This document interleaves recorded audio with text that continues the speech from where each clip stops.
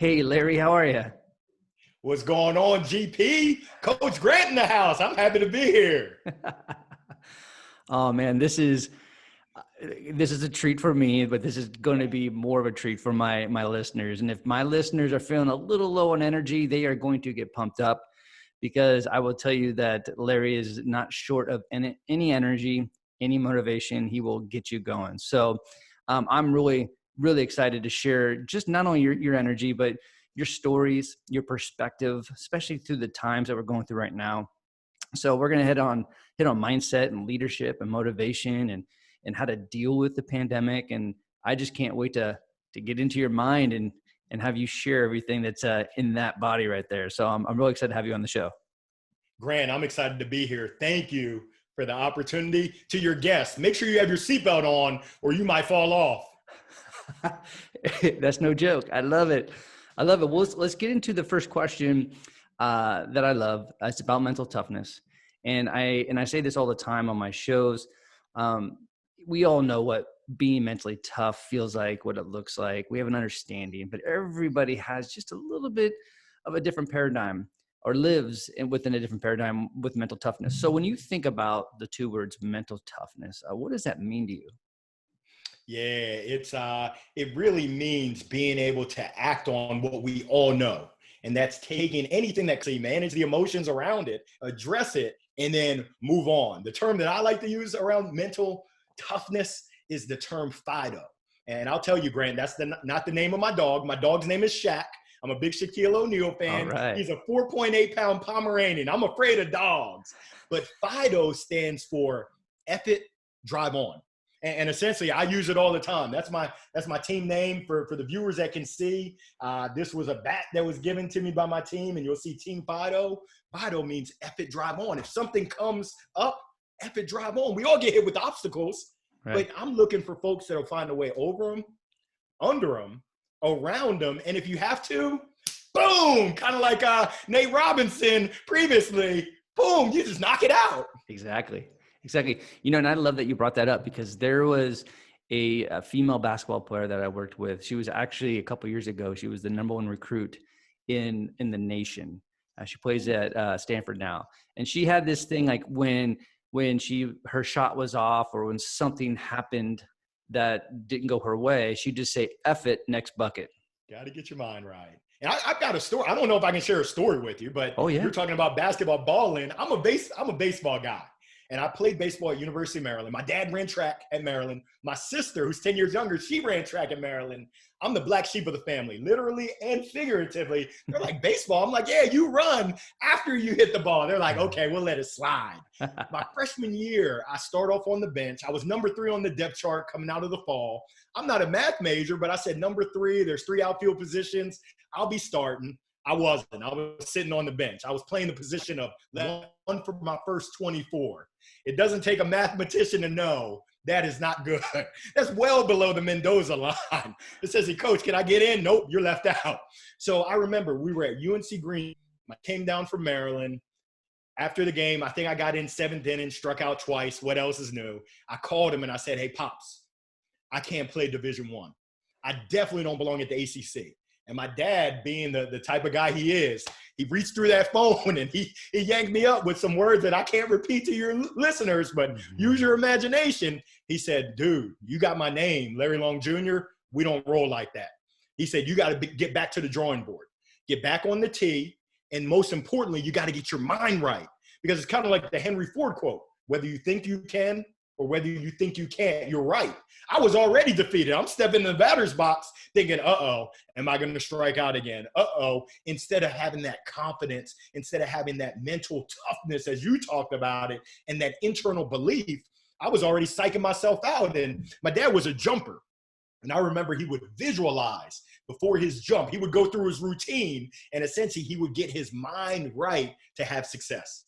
Man, I love that. And there's so many things, and we're going to talk about this in a second. There's so many things that we get from the game of whatever. So the game of baseball, the game of football for me. When you go through what you went through, because every athlete goes through not even once, but probably multiple times where they're like, you know what? maybe I'm not good anymore. Maybe I shouldn't do this. Maybe the love is not there. But then you get that kind of conversation from someone, your dad, your coach, teammate. So when your dad reached through the phone and kind of shook you a little bit, now it seems like, and you've shared that story with me before, so it seems like it's pretty monumental. How many times has that conversation, that experience showed up after baseball? Like when you wanted to quit something or things got tough?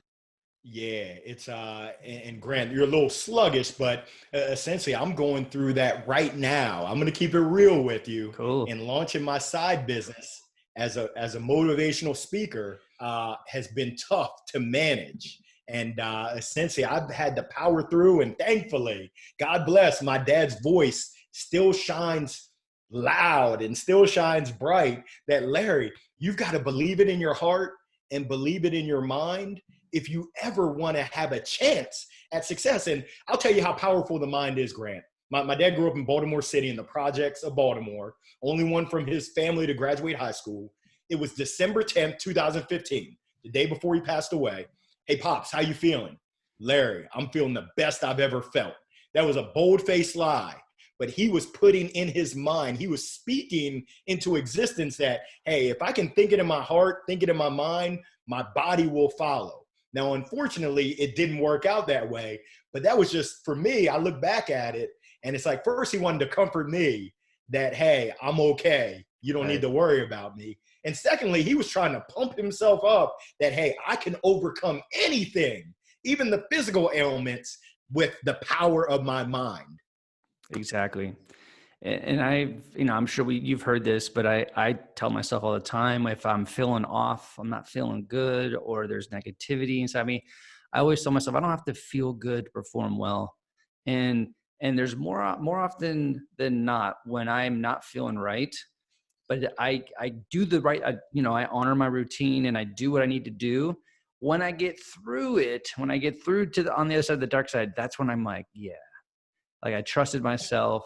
Yes, you don't have to feel, I mean, don't get me wrong. It feels great when you feel great and you do something really good as far as your performance, but it's just like, it just feels good to lean through it and trust yourself, even when you're not feeling 100%. So true. So true. You hit the nail on the head right there. So true. I love it. Well, we talk a little bit about what we get from sports. So when you played baseball for a long time, you competed at a very elite level. What do you think is the most important thing that you have taken from the game of baseball that's helped you life after sports? Yeah, this is an easy one. It's probably my middle name. If you look up the word failure in the Mm, Webster's dictionary, you're going to see the smile from a mile. My picture's right there. I was the strikeout king. Oh goodness. If there's a mistake to be made, I made it.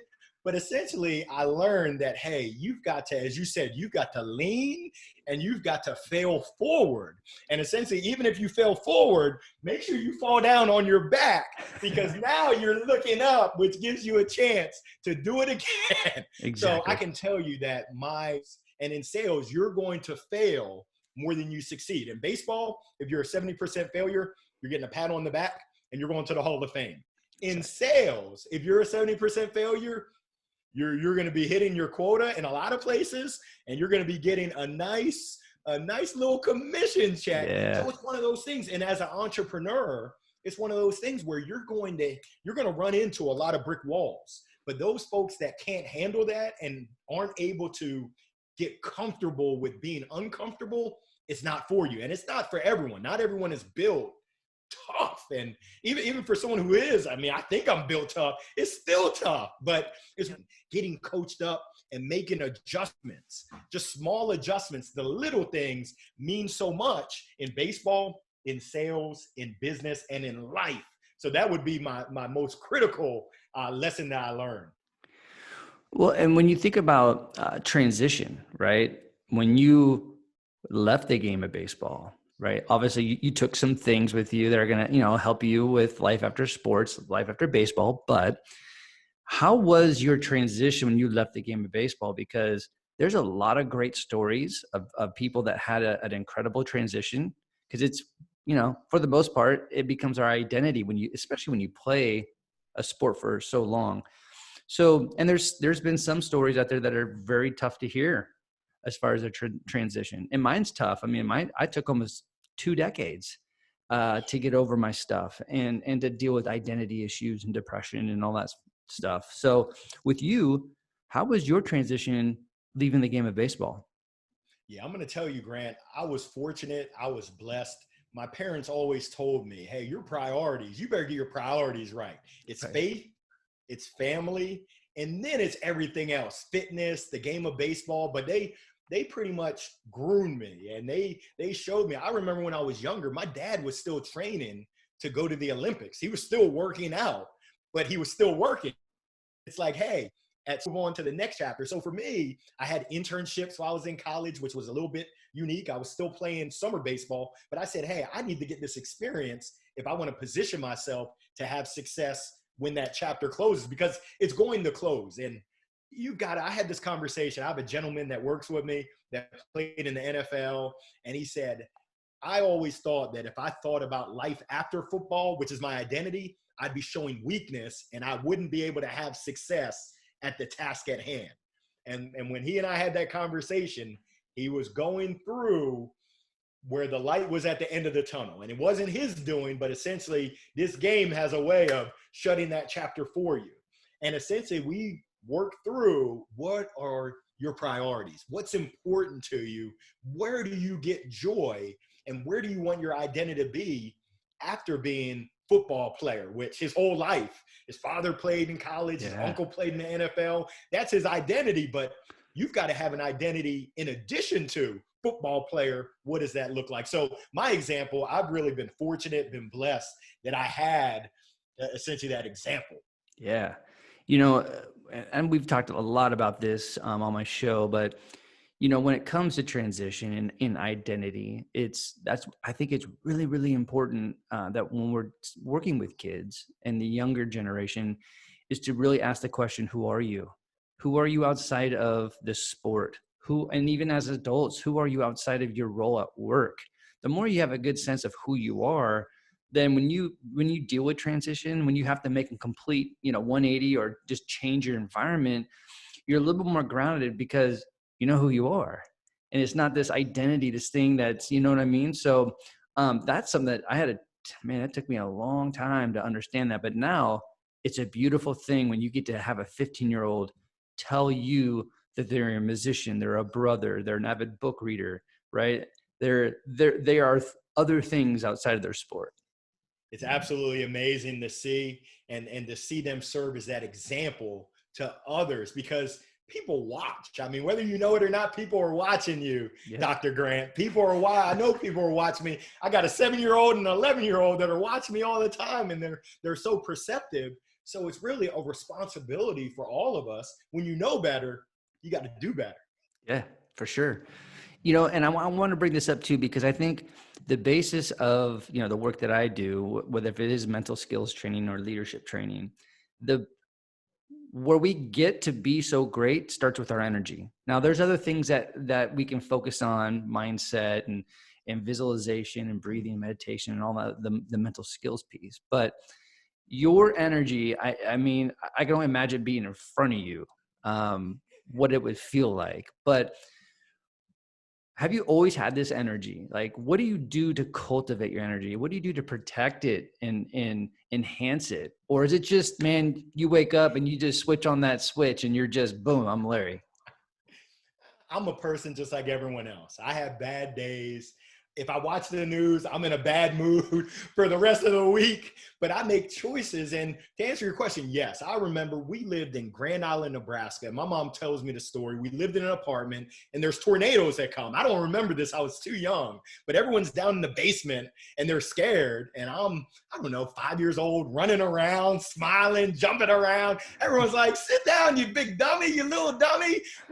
Our lives are in danger. But it's one of those things where my mom is just super positive. My dad is he was a lot more subdued than me, but still positive. So it's that energy that I have. I've always had it.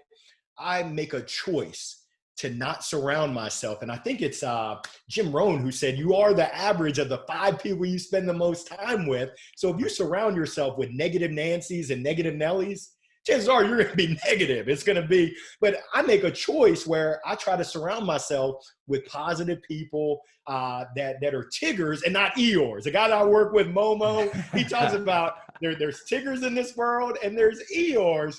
You make the choice. And when I think about Carpe Diem, I'm going to seize each and every day. Any day that my 2 feet hit the ground and I wake up, it's a blessing to start off with. That's the perspective and the mindset. And I'm going to make the most of that. And by make the most, it's kind of like what Martin Luther King Jr. said. Life's most urgent and persistent question is, what are you doing to help others? It's not about me. It's not about, I'm not a me monster. It's not about that person in the mirror now. I got to make sure I put my oxygen on so that I can then serve and put oxygen on my 2 kids, my beautiful wife, my friends, my colleagues, my coworkers, strangers, acquaintances. That's just my perspective. I can only speak for me, but yeah, my energy, I would say that's my superpower. Yeah, exactly. I incorporate my meaning of success with my energy. I incorporate energy with my meaning of being in service. My energy is my offering. That is, that's something, there's a lot of things I can control, but man, if I can give, because energy is so powerful. I mean, it's powerful. And if you take care of it, the person that's going to receive it is going to get a nice little treat and gift. But it will come back. The universe will respond. So, energy is beautiful, man. And you mentioned something there about what you can control.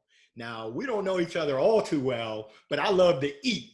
And we've got Bojangles, it's chicken and biscuits, and there's one 2 miles down the road. I'm actually down 20 pounds, Coach, but all right. Essentially, when I talk about eat, it's something that I heard someone mention. You can control your emotions, you can control your actions and your attitude, and you can control how you treat other people.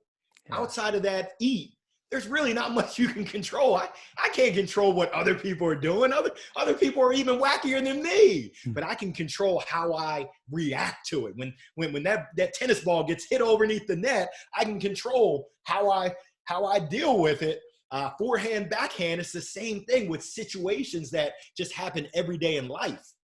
Exactly. And, and on the theme of staying on the theme of energy, because, again, you are director of sales, you've had a very long career after sports in sales, but considering the time that we're living in, just like any other role, but in sales, you have to perform. And there's just so much pressure as a salesperson. I spent 17 years being a salesperson, so I get it. But right now, the landscape is different. And it's different too, depending on the industry that you're in as well.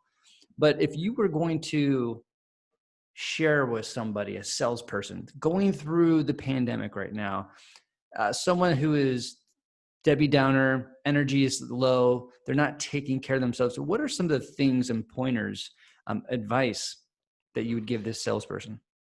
Yeah, number one, you got to get your mind right. You got to get your perspective right. And you got to look at the core of why. What's your why? Why are you doing what you're doing? Why are you selling what you're selling? And we're in a rough time right now with the pandemic. It is what it is. What I ask is, what are you going to do about it? And by do, what actions are you going to take? Because Mark Cuban said it best. He said, hey, during this pandemic, we don't know how long it's going to be. There's going to be winners and there's going to be losers. And if you keep your eyes open, individuals and organizations are going to let their true colors shine through. So I've had my notes. I've been taking notes because there's people that are getting it in and doing what they need to do, whether that's learning a new language, whether that's picking up a hobby. My wife has been learning how to play that guitar, at least try to play that guitar. What are you doing to make the most of the situation? Or are you doing nothing? If you're doing nothing but Netflix and chilling, that tells me that you don't care. You don't, because if you care, you're going to do something. And life is tough. Life is a 4-letter word. So, I mean, it doesn't matter whether it's 2020. I think March 13th, Friday the 13th was when everything popped off. Yeah. If it wasn't the pandemic, it was going to be something else. 2021, it's not guaranteed that everything's going to be rainbows and unicorns and all hunky-dory. There's going to be something else that hits us. So you've got to get yourself ready, and you've got to be able to keep that happy medium. When things are going great, stay on your grind. When things aren't going great, keep your mind right and still stay on your grind. Right. Exactly. When you brought up knowing your why, which is your motivation, is what motivates you. And so I'm all about it. I'm all about not only knowing your why, your how, like how you're going to do it. Right. But knowing that motivation is a temporary thing. That's why, to me, when I'm working with people, if you are going to connect with your why, you need to see your why. Like you need to write it down. It needs to be visible, because, you're going to get distracted and you're going to forget about it. So, what is some of your, your teachings or lessons or point of view on keeping motivation alive? Because it's temporary. It does go away at times. You're absolutely correct. And like you said, you got to document it. When you put it down, and I'm old school. I go pen and pad. I mean, I got notepads to galore, but I'm also new school. I mean, what's out now? I just got that new iPhone. I keep my notes in here.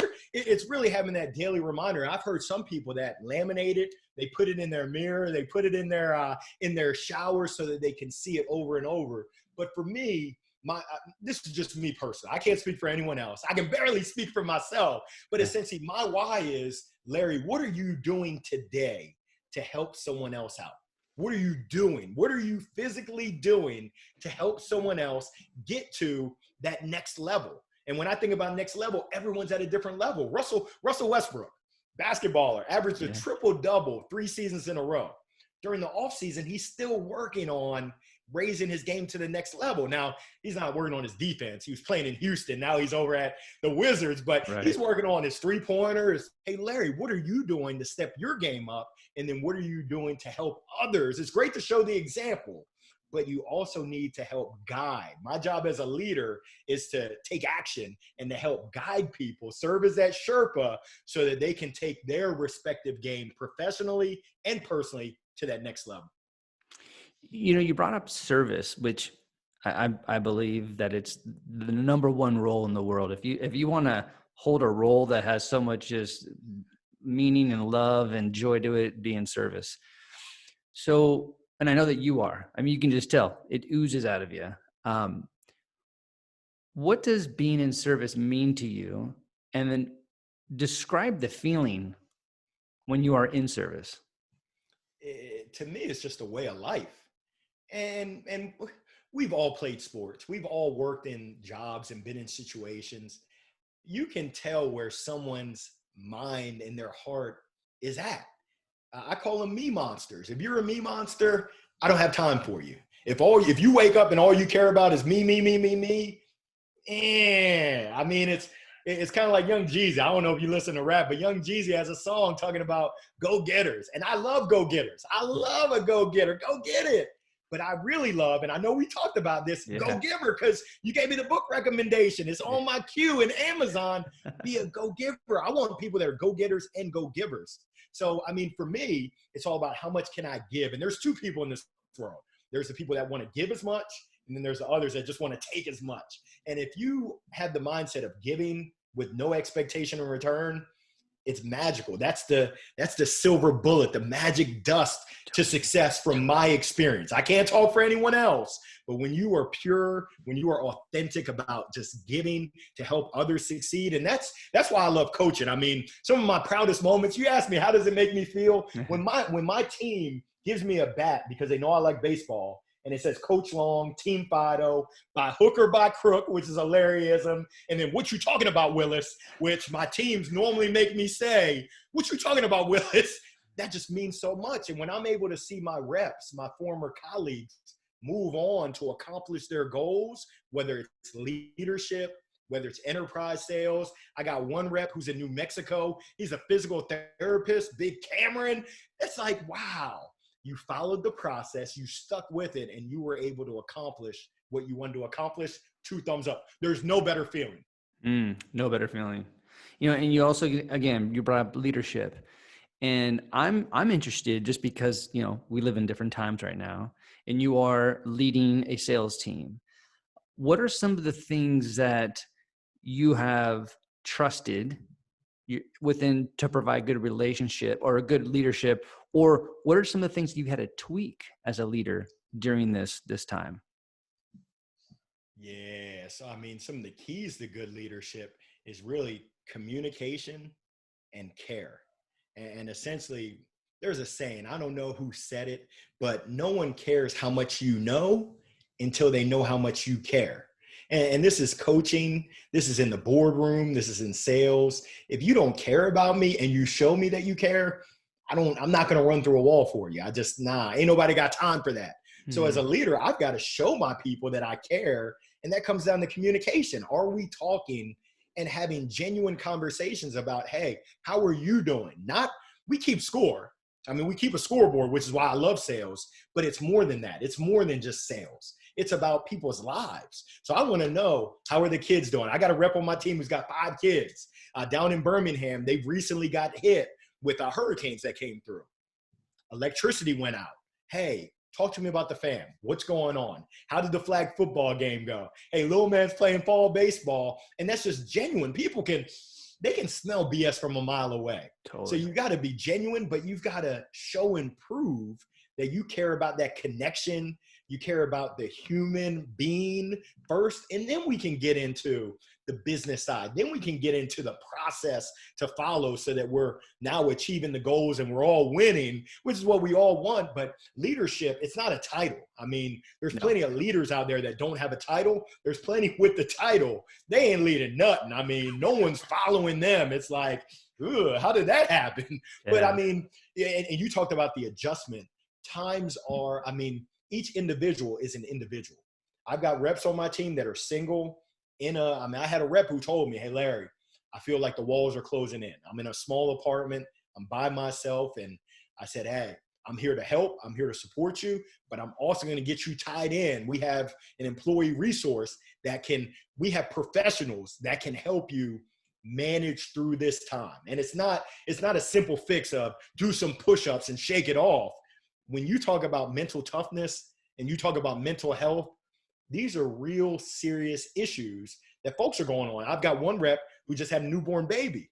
I know how I've got 2. Right. I know the challenges, the dynamics of having kids, the wife dynamics, the family dynamics. So each individual is different. And if you treat them all the same, you're gonna have a tough time. Totally. It's really being able to work with each individual as a unique being, which we all are, and then adapting as needed there, while also balancing and managing the expectations of the business. We got to keep the lights on. Totally. And I love it that you said that, as far as I think that's what makes not only you a good leader, but a transformational leader, where you can actually, you take the time to get to know everybody, and everybody on your team has different dynamics.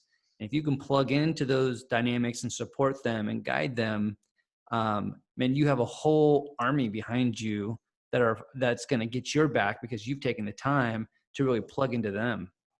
Yep. It's all about relationships. I had a sales coach down in Florida, Steve Noodleberg. He runs the Noodleberg Huddle every morning at 8 a.m. I tune in, and Lawrence Taylor joins every now and again. But I met him 7 years ago, and he said, Larry, in my 30 years of selling, I learned the difference between contacts, people you know, and contracts, people you do business with. And it doesn't have to be about transaction of money, but any kind of business is the letter R, and that's relationships. He said, it's not what you know, and it's not even who you know. It's who knows you and who trusts you and who believes in you that really makes things happen. And if you're not developing, if you're not working on strengthening relationships, what are you doing? I've got another rep who told me every day he does the hashtag 3-minute challenge. Think about this, Grant. Wow. He picks out one person in his Rolodex, and he finds something he can do that will surprise and delight them. So for you, Grant, I know you were just at Tahoe. I don't know if you're a golfer. I mean, I'm Tiger Woods' cousin, but if you were a golfer, I would take a picture of the tickets. I was supposed to be at the Masters this year. I'd take a picture of it. I would send it to you, and I would say, hey, Grant, don't be Grant hit it in the woods like I'm Larry hit it in the woods, just to bring a smile to your face. I'm not asking you for anything, but now I'm showing you that I care. I'm showing you that I'm thinking of you, and that relationship is now getting bonded even stronger. Yeah, man. It's energy, it's connection. Um, and there's so much that comes out of it. And I love it that you brought it up. A couple more questions here real quick before we sign off. The pandemic, we've roundabout talked about it a few times through the last half an hour. If you were to give a message to either an athlete or a corporate athlete, someone in sales, somebody in business, because we don't know when this is going to end. It seems like there's a light at the end of the tunnel with the vaccines and stuff. But as a performer, like you said, we got to take care of our minds, right? So what's some of your advice that you would say to someone right now during the pandemic? Yeah. Find what works for you and be open to getting comfortable with being uncomfortable, getting out of your comfort zone. So just because you did it a certain way before doesn't mean you have to continue doing that. There's a book, What Got You Here Won't Get You There. So I just encourage exploration, knowledge, and testing things out. Yeah. I mean, I just told a buddy of mine, I said, hey, your story, you better be writing this down because that's a screenplay. That's a movie that I want to see. I'm like, there's no way someone can have that much drama in their life at the house, at the office. I'm like, this is unbelievable. I hope you're writing it down because if you aren't, I will, and I'll turn it into a book and a movie. So I'm a big fan of documenting the experience as well as just talking. I mean, when this is shown that even though we don't have the physical connection, I mean, we're not dapping each other up, we're not giving hugs physically. Right. There's a need for that connection, that interpersonal connection. And even though we're boxes, your box is talking to my box, we're still people, and that connection is so important. So I know I said a lot, but I would say document, write down, journal if you can. Make sure that you are what you eat. Make sure you're consuming really positive stuff. And make sure you're surrounding yourself with cheerleaders that both support you, but also give you a swift kick in the butt. Mine is my wife. She loves giving me a swift kick in the butt to say, hey, oh, no, Dikembe Mutombo style. Oh, no. My wife's the same way. And it's so funny when I, become human, right? I'm not this coach all the time. Whenever I get negative, or if I start, looking at the glass half, full, whatever, she's like, she always will look at me and go, okay, mental performance coach. That's all she has to say. And I'm like, okay, got it. Right. We all need it. We Yeah. all need that coach. We all need that support. We need people that will tell it like it is, and not just yes men, yes women, and not folks that'll be negative all the time, because that rubs off. It's like, hey, I want constructive feedback. What am I doing well? And then where are those opportunity areas for improvement? And you said it earlier. I love that word of opportunity. Chaos, turbulence always creates an opportunity. Totally. You got to make sure you got your eyes and your ears open, or you're going to miss it. Exactly. You just got to, you got to be open and vulnerable. That's why I've trained myself through all the adversities that I've gone through, that as soon as I see something crazy, like I just shared with you, with my house and everything, yep, there's going to be an opportunity. I know there is, because I've gone through it so many times. That's right. And I love that perspective. It's all about the mindset, all about that perspective, and looking for that good, that great, that wonderful. It's a choice. Exactly. It's a choice. Now, I'm going to go a little bit deeper before we sign off here. But I love this question because it's all about reflection. And I think that's where growth happens. I mean, it happens in different stages. But when you reflect on your whole career, even as a baseball player, like, what do you think you've learned the most about yourself? Oh my goodness. This is a tough one. It's really that I'm tougher than that voice tells me oftentimes. Mm-hmm. And I'm battling that voice right now. And it's knowing in my heart, it's going back at times where I've had to dig deep. It's like, hey, you're a tough guy. You're built for this. You're made for this. Go get it. Don't sit back and don't second guess and keep doubting. Go get it. And that voice, the voice is telling me don't do it. Then the other voice, and my dad is saying, boy, didn't I tell you, you better get on out there. So, I mean, the learning about myself is that, hey, you're good just the way you are. Like there's never going to be a perfect time. It's kind of like, when's the perfect time to have kids? Never. It's never the perfect time. It's Right. like, just do it. Just do it. Right. So That's, it's great that you have that reflection. And I think it's, to me, there's so much to what you've learned, and trusting yourself. So, awesome, man. Well, how can my listeners plug into your energy, check you out on social media, connect with you? I appreciate it, Coach Grant. The best way to find me is on LinkedIn. If you look up Larry Long Jr., there's no mistaking. I got the face for radio. I got the smile for a mile. You'll be like, "Yep, that's that crazy dude." I'm on Twitter, Larry Long Jr. I'm on YouTube, Larry Long Jr. I do a little midday motivational minute. Sometimes I go live. Other times I record it every Wednesday, right around 12:30 Eastern time. But I would love to connect. I would love to help. I would love to learn from you and hopefully share with you. I just appreciate you allowing me this opportunity, Grant. Awesome, man. Well, I will definitely have you back on the show. Your energy is incredible. I think the world needs more Larrys. But I always say this to people, that especially during this time, this is a time where you start to connect with yourself, connect with your craft, and also connect with people that are going to feed you. And whenever you're feeling low, yes, there's things you can do in the moment that's going to affect your energy, but there's no better thing to do than to go plug into someone else's energy. Because that's what we're here on this earth, is to serve each other with our energy and also to solve problems. But that's a different topic. But if there's anybody out there listening to this and you feel a little down, you're feeling not motivated, or you're second guessing yourself, or you're questioning your purpose in life, reach out to Larry, because I know he will inject you with some motivation. Yeah, Grant, I appreciate you. I would say likewise, you've been a blessing to me, and there's a reason why Penelope put us in touch, and I'm just so fortunate, just blessed and grateful. I appreciate you. Awesome, man. Well, again, thank you for your energy. Thank you for your mindset and sharing your stories, man. I really appreciate it. Thank you. Peace.